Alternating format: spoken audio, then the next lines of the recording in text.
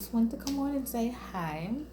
I'm not doing any tutorials. I've done enough, but I just wanted to come on and let you all know if you had any questions or anything. I'm here. I don't have to work or anything tonight, so I'm here.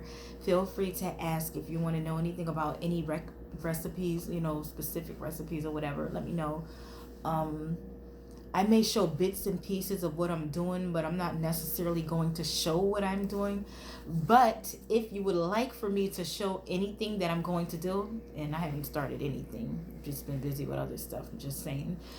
I actually just got in from the store, so I'm going to be starting pretty late.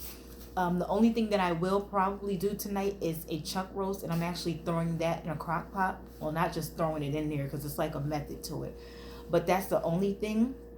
And other than that, I'm not doing anything else until like maybe the wee hours of the morning, maybe. But other than that, yeah, I just wanted you all to know I will be up for a while, so I'm just open to any like questions or anything that you may have for any of the recipes.